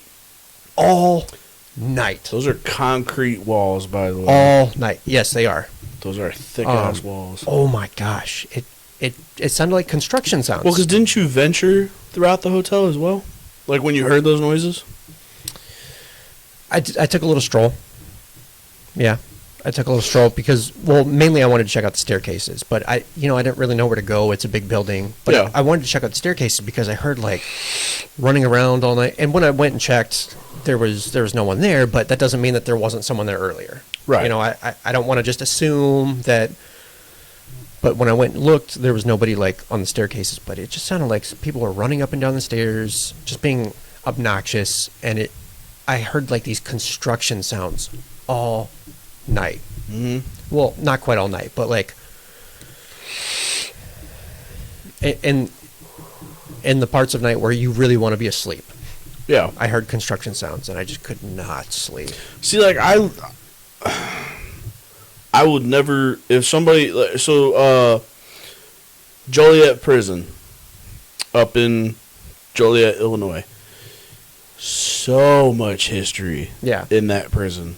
If you're not familiar with Joliet Correctional Facility, it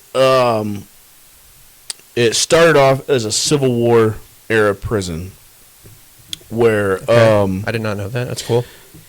So it's a prison that was built by prisoners. And it was built in like 1880. Civil War was like 1861 to 1865. Yeah, so it was built in the 1860s. Okay. It was built in the 1860s. It was built by prisoners, for prisoners. The original cells, which they still have one of the original cells, they kept it there. Honestly, like a regular prison cell is a little bit smaller than this room that we're in right now. Okay. Like just a little bit. So you could say 10 by 10? Yeah. Maybe? It was built in 1860. Yeah. 10 by 10, 10 by 8? So like, yeah, about 10 by 10. We'll call it 10 by 10. Okay. Those cells were like, I'll say the width of your desk. Whoa. Yeah, and it had a bunk bed in it, and you had room to lay on the bed and stand up to pee.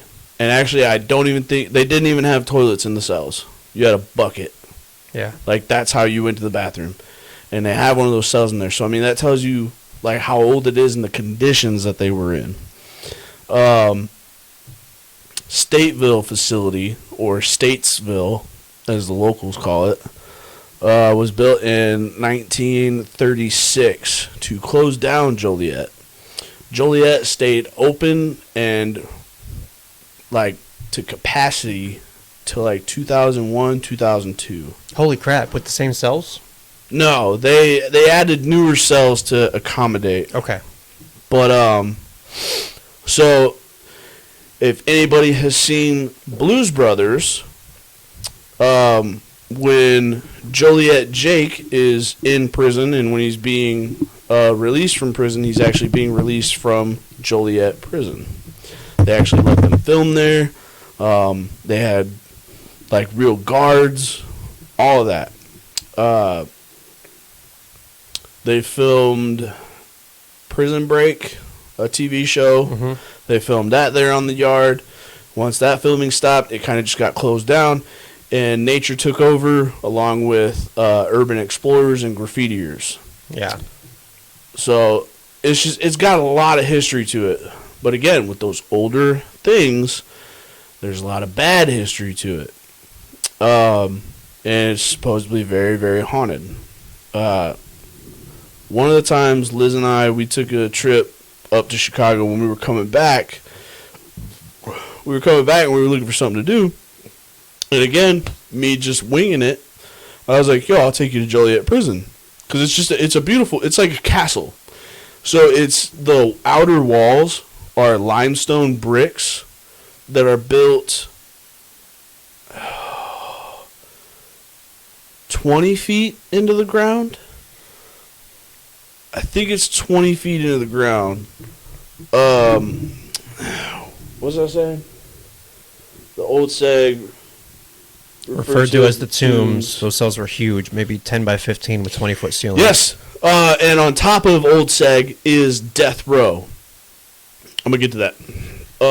So as we were driving through Joliet, I told her about it, and I was like, let's go check it out. I'm like, it's a beautiful shot. You can get, she didn't have her camera, unfortunately. But I was like, it's a cool spot to go look at. When we're driving by and I'm showing her the facility, I look to the other side of the street of the prison, and there is the Bluesmobile. Like an old Chicago police car parked outside where Elwood was sitting at, waiting for Joliet Jake to be released. It was fucking phenomenal. I freaked out. We turned around. I went back. I go, hey, whose car is this? I go, it's mine. I'm like, is it cool if I get a picture with it? Her and I got a picture standing next to the Bluesmobile. We ended up asking the dude, like, what are you doing? They're like, oh, we're filming something for NASCAR. Like, we're getting ready to open up the facility for tours soon. And I was like, oh, like, my dad and I have come up here a bunch of times. I've always wanted to get in there. He goes, do you want to come in? Oh, yeah. He goes, I'll walk you through it right now.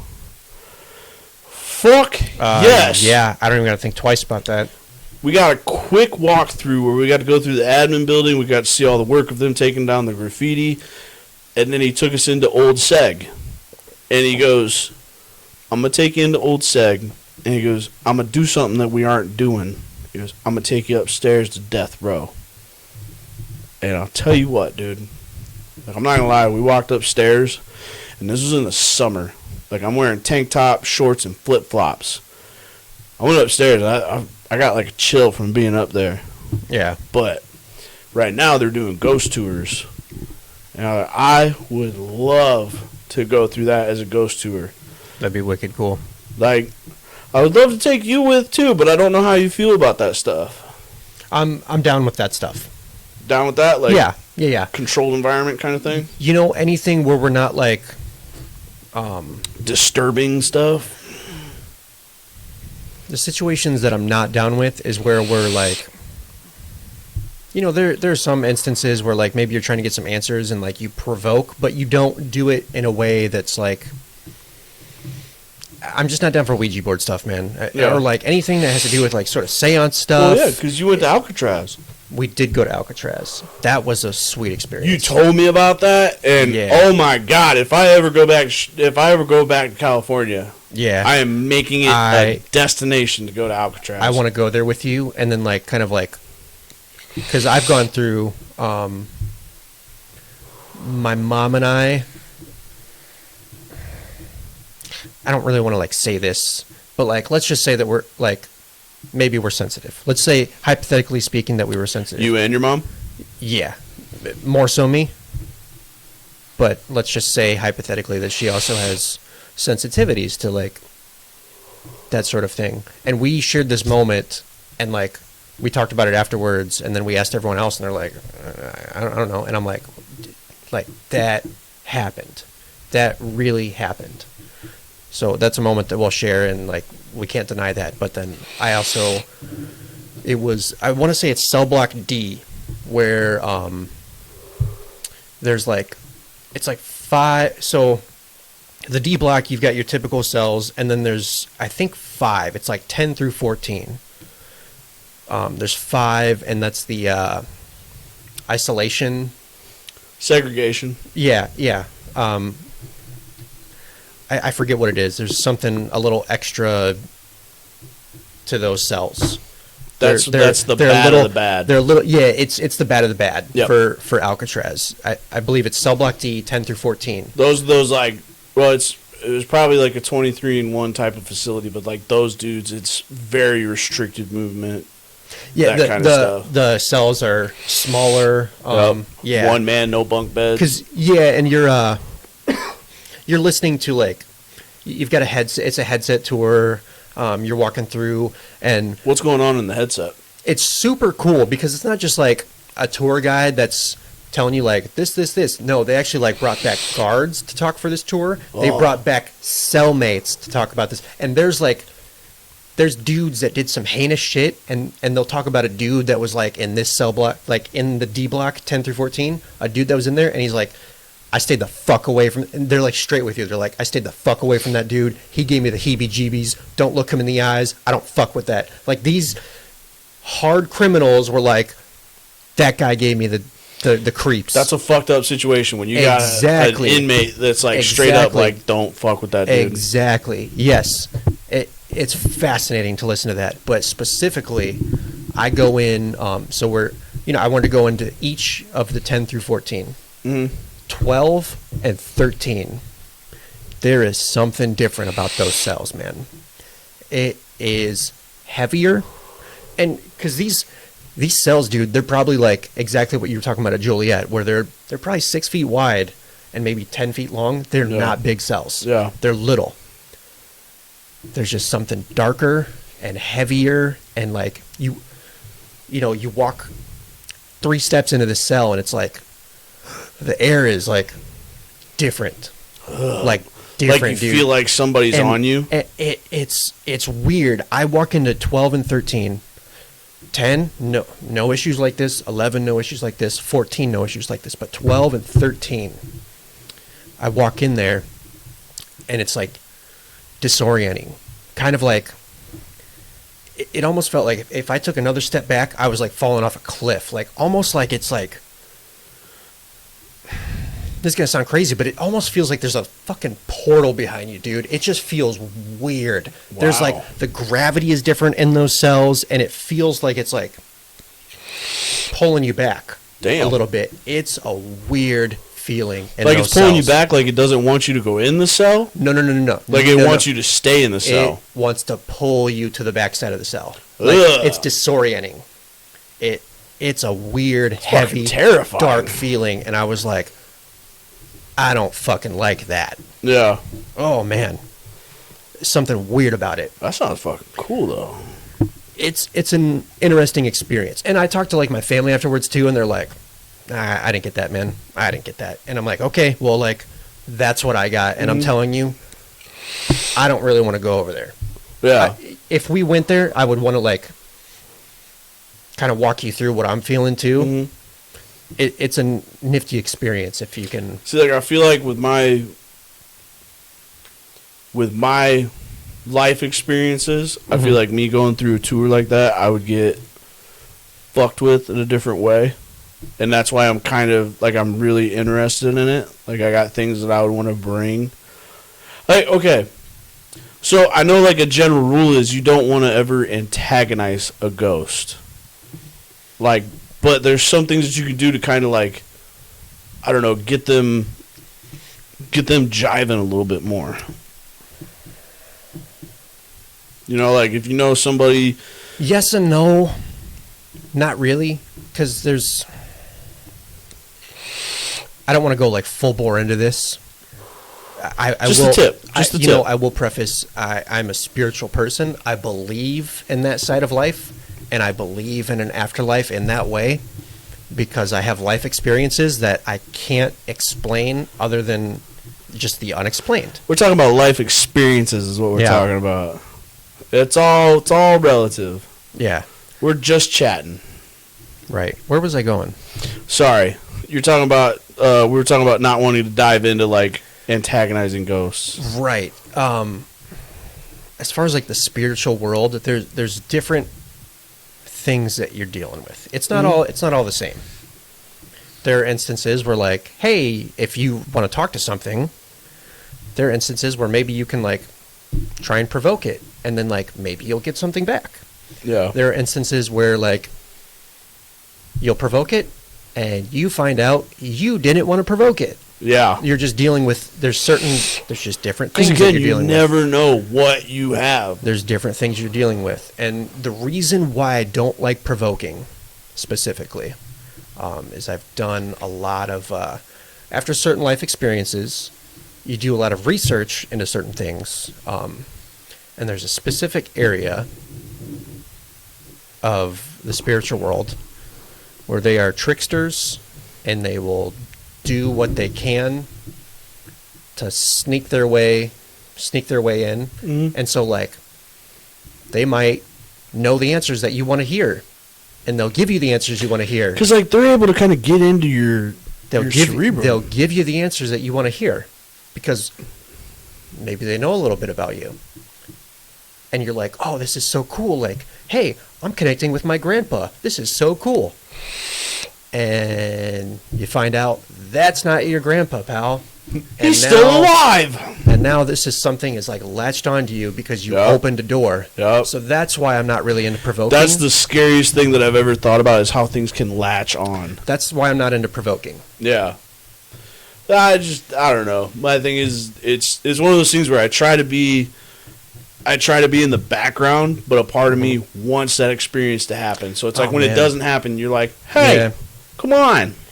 And that's what I used to, I remember when I was younger, thinking like, I want to believe in this, so I want to experience something. And then you experience something and you're like, never mind. Shit, okay. I mean, even got like video proof at the Valley.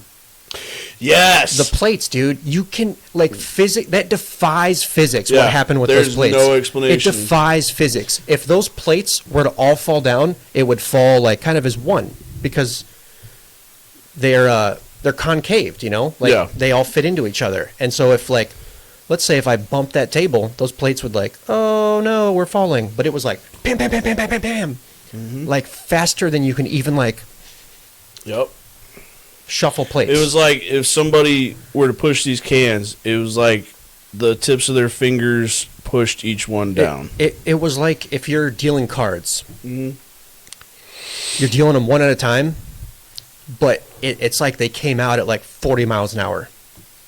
The speed at which those plates, one by one, because it wasn't a big pile. It was one by one, like that. And it's like each plate was like 40 miles an hour, like bah, bah, bah, bah, bah, bah, bah. Physics defies that. Yeah. You know, you can't explain that as a scientist. No. That one right there is hard proof. Maybe we'll dive into that a little bit more next podcast, but this is a fun little chat. This is a good one. It was interesting. But I made a small tower in my little bladder. Same here. Can't handle it. Same here. So I'm with you too. thank you guys for stopping by and chit-chatting with us. Come back next week for some more weird shit. Where we hit double digits. Course 10. Yeah, we're getting into course 10. But Sweet. I'm about to burst. Okay, love you, bye. Okay, love you, bye.